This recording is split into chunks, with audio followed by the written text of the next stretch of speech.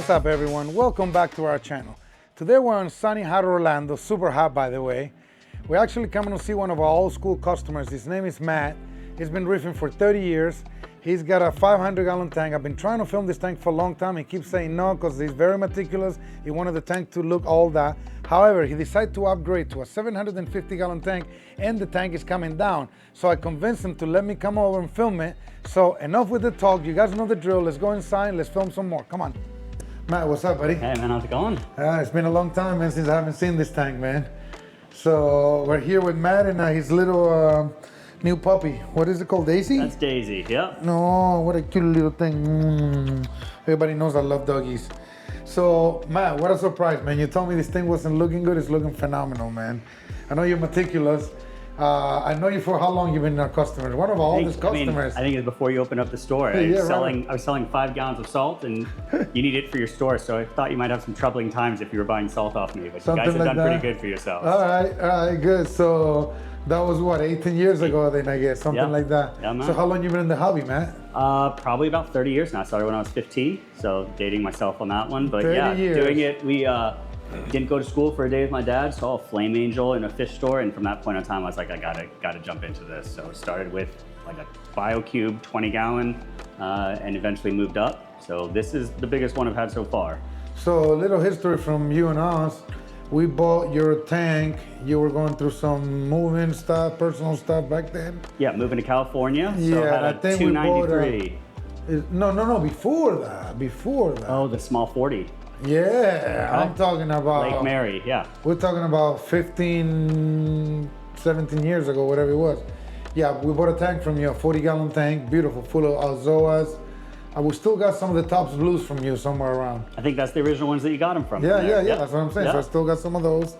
And then years later, for those of you guys that are watching at home, we got the 293-gallon system from you, which was the custom tank on where Casper used to live at the entrance of the old store.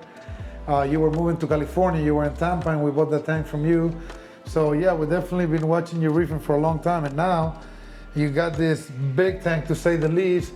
Let's start by how big is this thing, Matt? Okay, so this one here is just about 500 gallons. So we're 6 feet long, 40 inches back, and then 42 top to bottom. I love the dimensions, very different. What made you go so tall with it? You know, it's funny because now if I go back, I wouldn't ever change it. But there was the first few early days when I would drop stuff here in the bottom and couldn't get to it. And I was like, what did you jump into? I mean, I ended up getting to the point where I thought like, hey, I had made a big mistake. But now I couldn't go deeper. I love tanks that go deep. If I could have added another 2 feet up front, I would have done that. But the height gives me a lot more perspective. You know, my biggest challenge, I built the rocks and thought I had built them tall enough. And once we had the tank up, I had to add another, foot of rocks here just to try to get some extra height on it. Yeah, because it was so tall, right? To say the least. Yeah, and there's a lot of open space. 42 tall? Yep. Wow, so yeah, the one that we have, the 1500 48, but this looks tall because it's not as deep. So the actual look of it is beautiful. I think you nailed it with the size. But real quick, since we're talking about the size of the tank, I've been bugging you to film this tank, but you didn't think it was ready, which I disagree. I think it's very ready. Of course, it can use a little tiny more growth, maybe another 6 months to a year, but the tank looks really, really good. But you guys can see right here, you had a little idea to do a little different thing with some softies and LPS. Yeah, so I love angels, always wanted a tank full of angels, and I set it up this way. I knew I could do SPS with them, but also love Aikens, Zoas, and they just eat them like crazy. So I thought I'd do this one at 6 feet, and then this is 3 feet, and it goes 40 inches back. It's 24 inches tall. Yeah. Initially we had a mangrove in there, which already moved out, but just had that as a kind of a softie, and honestly found that over the year, spent all my time looking at this tank, not as much over there. You remember I tried to tell you, I warned you? Said it. I should have listened to you a while ago. Would have saved me a lot of heartache, but should have listened to you a while ago. You've been doing the hobby for a long time, and I consider you a pro reefer, seriously.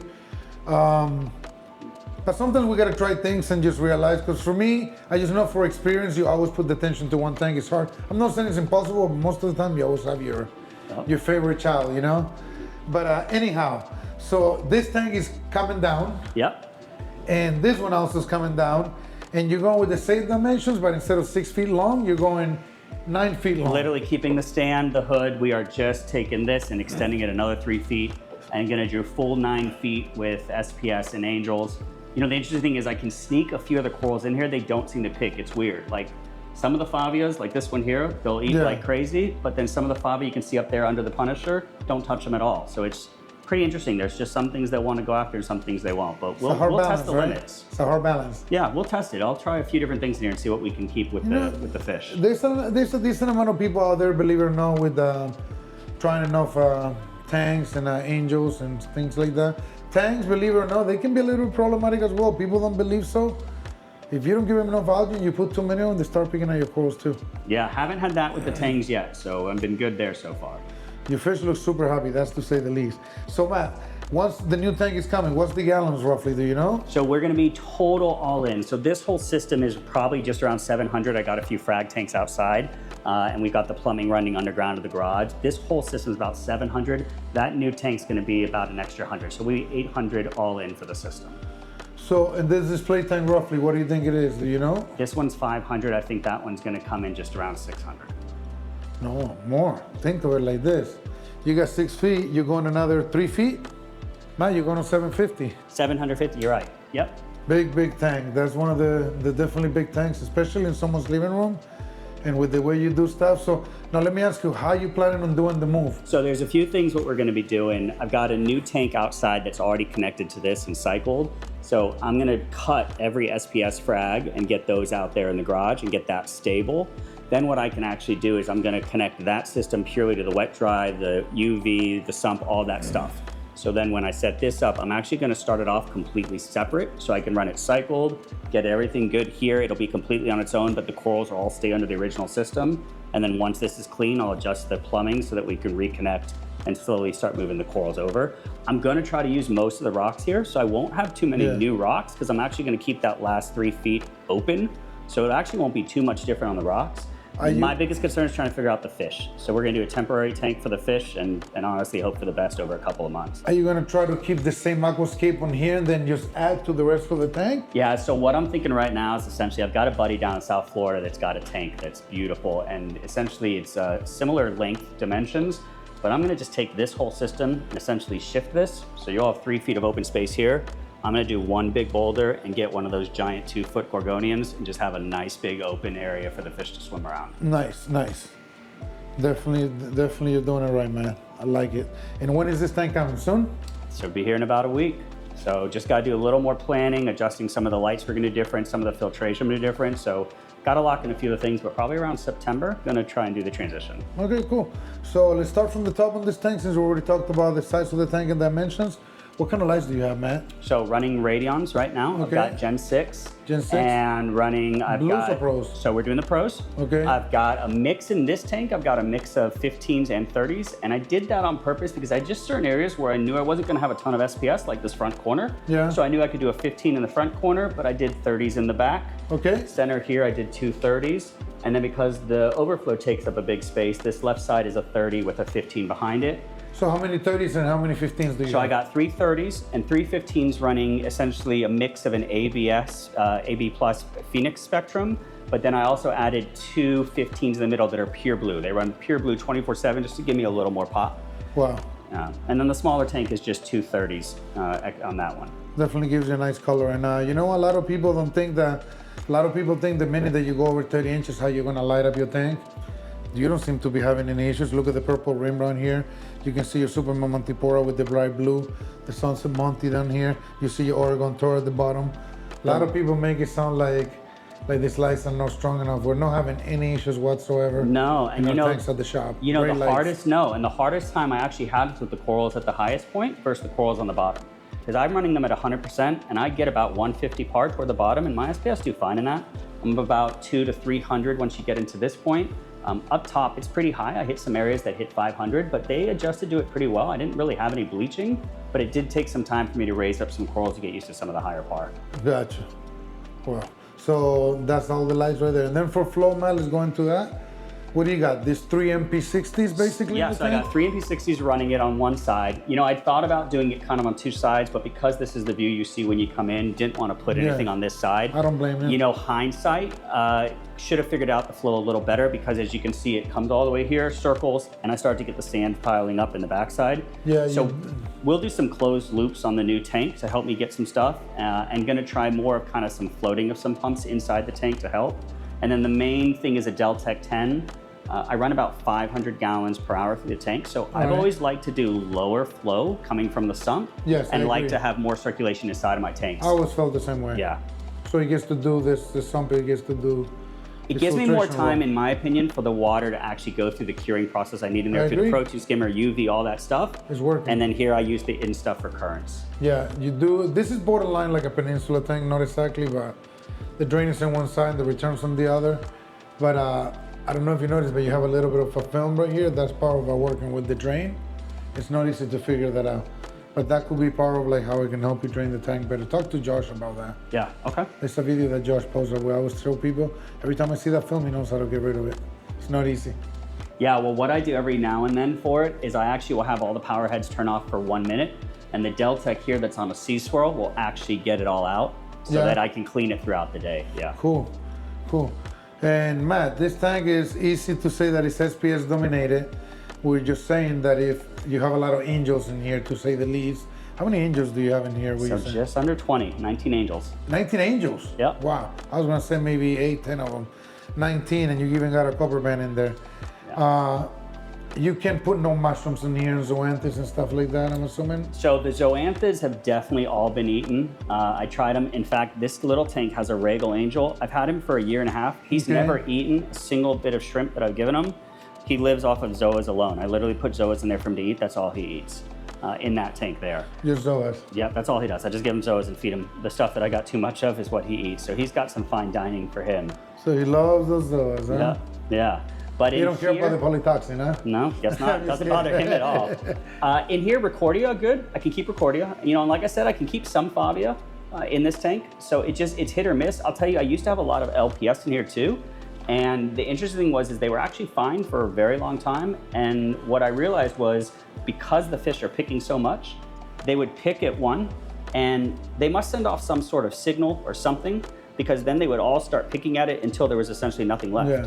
But it's only once it got that point of damage that they would do it and keep going through. They stopped, you know, otherwise. So we'll try a few LPS in here as well when we get into the new tank. I'll put some back in. Gotcha. And the bigger the tank, the easier usually is too. They got more swimming space. They start behaving a little more normal, I would say more natural, per se. Some of your corals, man, I love right here your Oregon Tort. Man.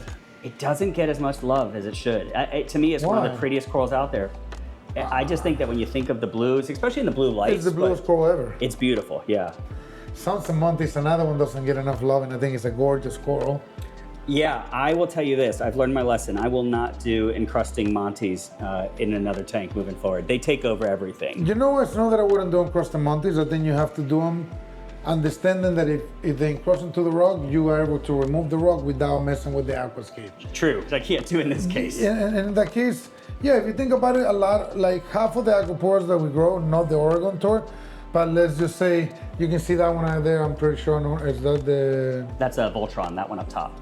Okay, look how much is encrusted before even branch. Yep. So some of those corals become very aggressive, some of those acropores. But the color contrast that they all give you, the yellows, the blues, the green, the orange, purple rims, and the oranges, it's hard to match. You can't beat the mix of the color in the polyps, but you know, you're right. To your point, it's almost like I have to get some of the SPS with the wide bases first before you take a stab at them. These were all at the same time, so when the Warfare came out, the Montipore pretty much won every single time. Oh yeah, for sure.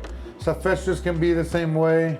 Leptoceras can be pretty aggressive as well, but all corals eventually, when they get aggressive, some grow faster than others, but me personally, I would say, create a rock in a different island that if they overgrow, you can always get it out, chip it, and change it out from time to time. It keeps us busy. Yep. We always need a challenge. I love some of your aquapores. That's the all-star up there. Yep. Gorgeous, man. I mean, I love it. Fox flame right here. some of your style of force, how you did the three together I for think the that's color? a flashback to one of your original tanks you guys had at the old store. You did the three together. I saw it, I loved it, so I was like, I gotta do the same thing. It's so good when you do a combo, of course. Like a lot of people don't realize that. Like somebody told me the other day, seriously, I did so many tours recently.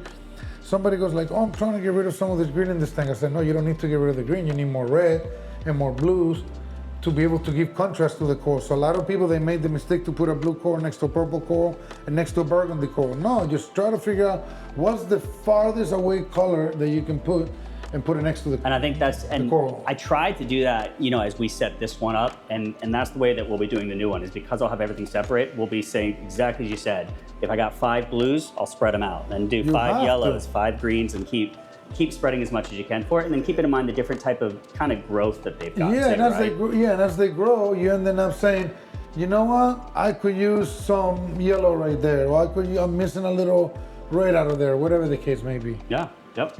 But yeah, it looks really, really good, man. I love the aquascape. Did you glue these rocks together? They're all cemented. Yeah. So I used Portland 1 cement for it, and didn't really have to go through a curing process or anything. It worked pretty good.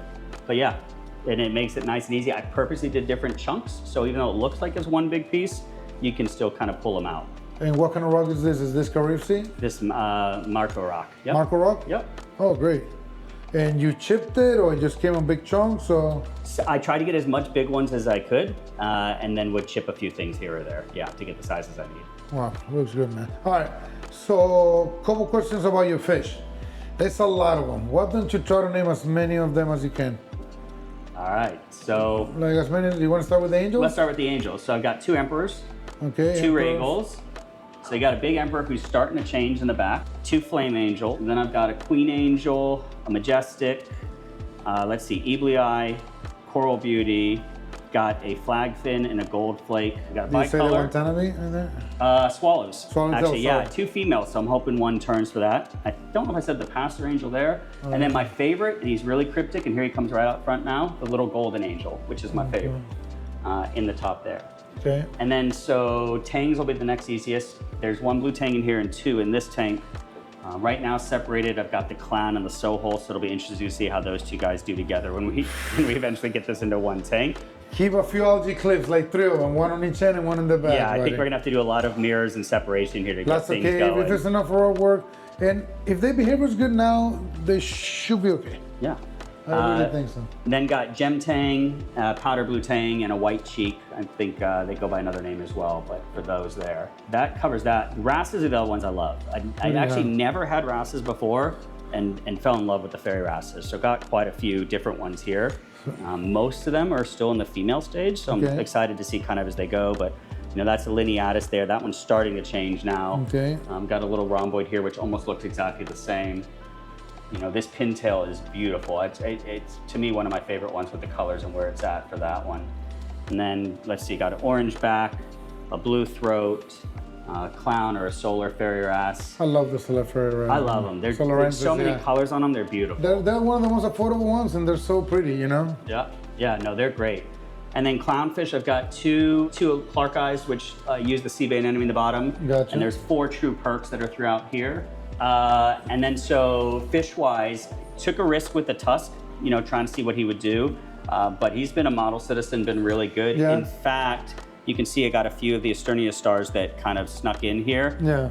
I've got a harlequin shrimp in here, and for a while I thought, the tusk ate him, but he actually lets it live here and do fine. So it's cleaning and getting the stuff in order. Symbiotic relationship is like, hey, I clean up your house, but you can't eat me. Yeah, exactly. Wow. This is one I love too, and you never see it. The Bella Goby, it's one of the sand sifters, but to me, it's one of the prettiest ones out there. Does he make a mess? He does. So I like the diamond gobies better because they just crawl, so they keep all the sand on the ground. But this one is just for beauty-wise, is just great. So every now and then we gotta get with the dusting from him with the mess, but he's pretty in check. That's cool, man.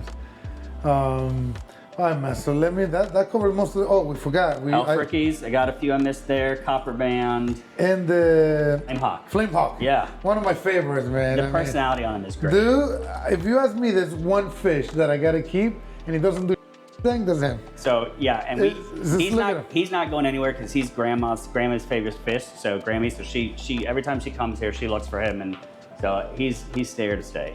He looks at you and everything, right? Yeah. You ever see some of the angels the same type fighting with each other? They've actually kind of paired up. You know, those two flames have noticed that actually a stayed pretty little good. And you know, not sure what they're doing, but we do see, especially now that we're in a full moon, toward nighttime, they kind of will do some little like swimming up toward the surface. Yeah. Yeah. I've got a pair of 6-line wrasses in here that paired up too, and we'll see, you know, every now and then you'll see the female's got a pretty full stomach. Gotcha. All right, so Matt, what do you feed your fish? So I actually, this tank in particular, I had a breakout of ick at one point, and I thought I was gonna lose everything. And so I did a lot of research, and really the biggest thing I did is I changed the way I feed the fish. Yeah. And that thing has solved everything. You can see there's nothing on the fish. I haven't had anything in over a year and a half now in this tank. That's the key too. It is keeping it out. But you know what I do is, so we do PE mysis, shrimp, and the calanus. And what I'll do is I'll thaw it and get all the oils. And I know a lot of people like to skim off the oils, get rid of them. What I'll do then is I'll put nori in the food. That will soak up all of these oils, because there is a point with the fish getting the omega-3 and that stuff in their body, which is really good that they get in nature, and a lot of people cut it out. So I do that. I also will put some silicon on it, which also can be some vitamin B and B12 in there, or vitamin C and B12. Yeah. So, you know, do all that for the fish. That was a game changer. And then the other thing I do too is I do white worms with them. Yeah. And so I've got them here, I'll show you real quick. I've got a culture of white worms that, gotta lock this for the kids.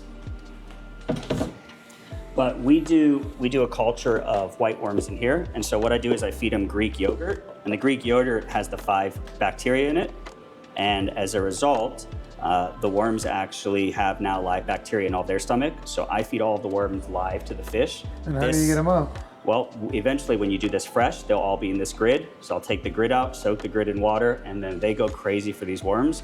But this combined with that food changed everything. How you came up with that? Did some research, and then there's a few people that talk about this too. I know there's people doing it, but it made sense. I mean, I think about us as people, you know, COVID for all of us the first time was the worst thing ever, but by the time you got it third or fourth time, you built up your immunity. And on some level, it's giving all of these fish the strength that they've got to be immune. So as much live bacteria you can put in their guts, same thing with humans, to me, that's what keeps them healthy as possible. I mean, like I said, everyone says you gotta go fallow. I think you do in small tanks when you do have outbreaks like that. Yeah. Between good UV and good feeding, like this thing eradicated it, and I've never had an issue since. Looks phenomenal, buddy. I mean, whatever you're doing is definitely working, man. Your fish look flawless, man, which I love to see. I mean, I'm not a fan of fish names, to tell you the truth, nothing like corals. But when you see a fish mix like this, who's gonna tell you it's not the most beautiful thing you see when they're all swimming all over the place? Oh, it's great. And we'll see how the timing goes, because in a little bit, this feeder will go on. And when you see them all up at top feeding, it's pretty awesome. They go crazy, huh? Yeah, it's pretty awesome. Yeah. So, Matt, tell me a little bit about your husbandry, some of your maintenance. Let's start with the water changes. Do you do them? Not as much as I should. I think, you know, there's a lot of time spent out of the house traveling and stuff. And so for me to do a tank like this, I knew I had to kind of automate it as much as possible. So I do hydros. I've got that essentially running everything on a computer. I've obviously got the app that gives me any warnings for anything there. You know, I keep that kind of essentially as stable as I can with their app and everything there to keep up with that. You know, when it comes to what I'm doing of heavy protein skimming, believe in that. I run a strong 150 watt. You'll see it's with like that a much 6 fish, foot. You have to. Yeah, it's a 6 foot UV. So I take on top of that, you know, and then for me, the big thing when I think about dosing, you know, I'm using Reef Pro's 2-part, guy in South Florida, great stuff. And so in the 2-part, I've got everything I need. So he's got all the trace elements, everything there built in there. It's absolutely awesome. And that was a big thing for me too, because I didn't have to worry about, you know, doing a bunch of other different things to try to keep the calcium, calc-water, alkaline, you know, working through a calcium reactor, all that.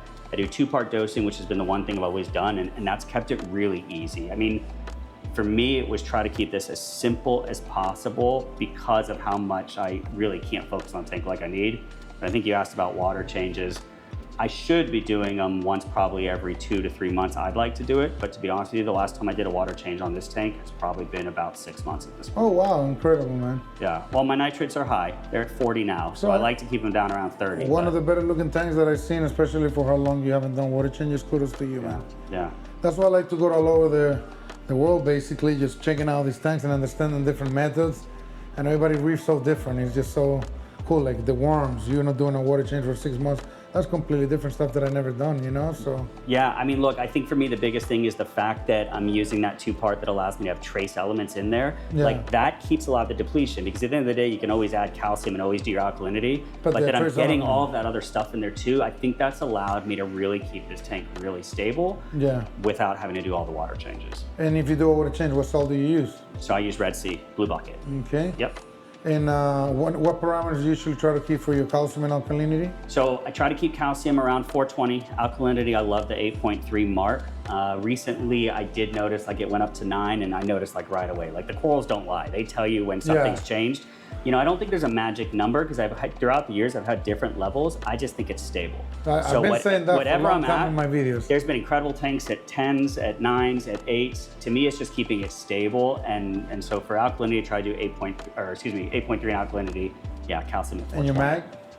Mag, I keep right around 1380. 1380? Yeah. And you mentioned your nitrates are around 40? My nitrates are 40. And your I phosphates? like to keep my nitrates around 30. 30? My phosphates are low, they're 0.1, so. See, I always say this, I like to keep mine between 10 and 20. I think 30, it's time to say, okay, you can get out of control. 40, you're starting to push the issue a little bit. Well, you can see I got a little bit of buildup, so it's not completely a flawless setup here. I mean, you can definitely see I've got some stuff here feeding off the algae, so yeah. Gotcha, and you say you use a company called Reef Pro for the AMB? Yep, yeah.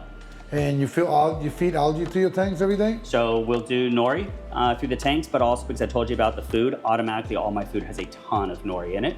And then the tanks are, you can see they're constantly picking throughout the tank too. Right. The sump is not here. It's kind of remote in a garage or something? Yeah, so one of the deals was, if we're gonna go a tank this big in our living room, like you said, try to prevent us from flooding the house. So we went ahead when we moved in and ran the plumbing underground. That's the garage directly there behind you. Okay. Ran the plumbing underground, and then I've got a small little, about 8-foot by 4-foot room in the garage with, you know, all of my containers for RO and everything set up for the sump there. It's nice, connected right to a drain, so just everything I can do in one stop. So what's down here then? Literally nothing, just plumbing. Just that goes storage. there. Yep, just dry storage for food and algae and things like that. That's all it is. Yeah. So your UV, protein skimmer, your controllers, everything's over there. Everything is in the garage. All right, cool. You want to go check it out real quick? Let's go do it. Wow, man, I've seen this room before, but I completely forgot how crazy you are. You're a builder, that's for sure. You like your stuff nice and meticulous. Gorgeous system. I mean, what do you got? 2 frac tanks here, about 30 gallons each? Yeah, about 25 gallons each on the 2 tanks. Yep. Yeah, what are they? 4 feet by... So, 4 feet by 2 feet, and this is 4 feet by 20 inches, and we're 6 inches tall. Wow, and what are you growing here? A little bit of everything, all the stuff that you can now grow. It's literally there? a catch-all. So this is all the stuff that used to be in that tank before I added angels. So it's all my Aikens, Zoas, LPS in this one, and then this is going to be the pure SPS tank. So essentially, everything you saw in there, I'll make sure I have a colony of each here, just to keep myself kind of safe. Copies in 2 locations, you know, for the frags. I love your little sink right there. Your RO unit right above it. With some flow meter right there. You have the giant UV sterilizer right there. You got your salt water. Is that a salt water barrel right there? So this one's salt, and then right behind you I got fresh. And what are they, 150 each? 200 gallons. 200 gallons Yep. each? Everything's connected. Fan to keep it nice and cool? Just cool. So I do have a split unit here, which helps and keeps it cool, but the fan I try to do as much as I can not run AC. Got ozone, which is another thing I'd never done my whole career. I did that in the last 2 years on this tank. Did it help I'm really you to happy. keep the tank clean? Really clear. I stopped dosing carbon. I mean, I just do that, which I've been really happy with that. And you went pretty advanced with the hydros controller here. What are you controlling with it? So it is pretty much everything. I run my pumps, my lights on dimmers, on cycles. I run every single electronic from the lights to the UV to the main pumps. It allows me, because when I'm not here, I can literally change anything virtually, you know, so it just gives me kind of that, sets me at ease with everything I'm doing, that I don't have to worry if something goes wrong, I can control it, you know, remote, which is great. Wow. Well, man, I mean, just, how about for lights here? What do you got on top? So these are Quantras, and they're the Helixes, so new company, new stuff. I was trying them out. I had a friend who had used them. I really liked how they looked on his tank. And so this is kind of what I got set up here. These are their bars, and I got some mixes of blues with daylights, and then their reef crest. They do 3 different types. I love them. They really, really pop for me. The par, in fact, I'm only running these at about 30% because the par was just so strong on them. But they're great. I love them. So really been happy with them so far. And it just makes it easy because I can have some stuff here real close, you know, but not have to worry about anything. So they've been really good. And it's pretty obvious, but these 2 frac tanks are attached to this sump. which this is the sump for the main system. Yeah, so everything is tied together right now in this setup. Yep. Okay, and how big is this sump? So sump is going to be 4 feet across. We're 28 inches back and 2 feet tall. Really kind of wanted to make sure that if there was any type of emergency, I could get enough stuff filled in here if anything's died. So overkill on the sump, but it's allowed me to have a lot of safety built in. It's a pretty big tank, that's to say the least. Yeah. Definitely shows you've been doing this for a long time. Super clean room, man. And then for putting skimmer, you have a reef octopus right here? Yeah, it's like a 6,000. It's a beast. 6,000 is a beast. Yeah, it's a beast. And they're great protein skimmers. Yeah, no, it's been awesome. Really love it. And what else do you have in there? Anything else? You know, I think this is for the ozone. So that's the ozone reactor. Okay. And then they got a small UV sterilizer that feeds these two. You saw the big one that feeds the main system. And then I have turned this into a little bit of a refugium. I let all types of algae grow in there, but there's a light, the tons light that'll goes on there on and off, and that'll run at nighttime for me. Wow, man, incredible, man. And how often you test your water, Matt? So again, I'd love to have some sort of automated testing system. I don't have that today. You know, that's one thing I love about the Apex. Had the automated testing with the Trident was great, especially virtually with how much I'm around and out. Hopefully, you know, the Maven is something that'll be coming out soon so that I can do that. But for me, I'm testing now. I'm testing essentially every week just to make sure I can keep everything. But it's been, you know, once I got the dosing in here, it's been pretty balanced. Cool. Well, all right, Matt. Well, you're doing a phenomenal job, man. Appreciate it, man. Good luck with the new tank, man. I'm looking forward to help you out with it and just see what comes out next with it. You guys will have to come back and see the 9-footer when it's all done. A year or two, I'm sure you have it ready. We'll come back and do another episode. On the meantime, guys, I hope you guys enjoyed this episode. Fantastic tank today. Don't forget to subscribe to our channel. Give us a like. Put some comments below. We'll see you guys soon on the next episode. See you guys.